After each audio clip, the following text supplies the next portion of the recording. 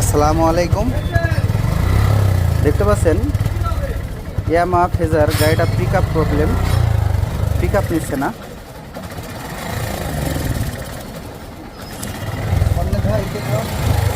এই যে দেখেন পিক আপ নিচ্ছে না।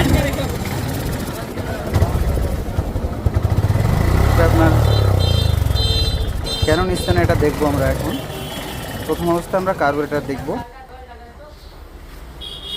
খোলা হচ্ছে। আপনারা লাস্ট পর্যন্ত দেখতে থাকেন। এই যে কার্বোরেটর,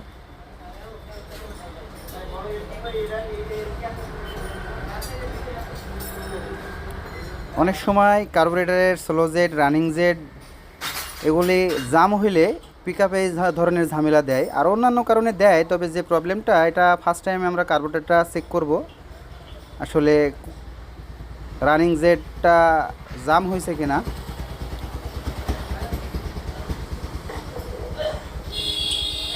খোলা হচ্ছে।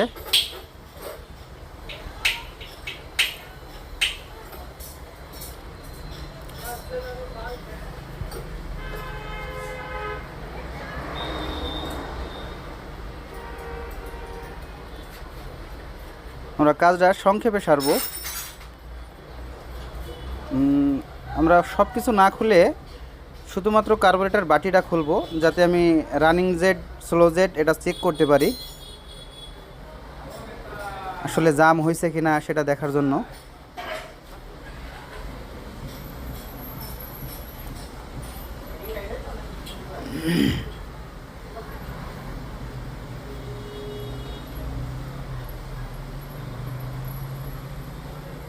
নাট খোলা হচ্ছে, দেখেন আপনারা।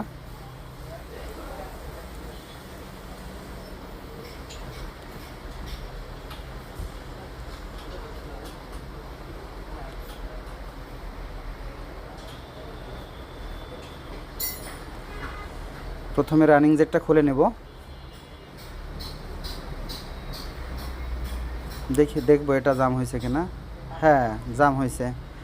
এটা জাম হওয়ার কারণে পিক আপ আপনার উঠতেছে না। ঠিক আছে, ওইখান থেকে আপনার তেলটা, অয়েলটা আপনার বুশপিনের মধ্যে দিয়ে এয়ারের সাহায্যে আপনার হেডে যায় কম্পিউটারের ভিতরে। এই যে দেখেন পরিষ্কার করছি। ইনশাল্লাহ এটা পরিষ্কার করলে ইনশাল্লাহ আমাদের কাজ সাকসেস হবে। এই যে লাগানো হচ্ছে, দেখা যাক কি রেজাল্ট দেয়।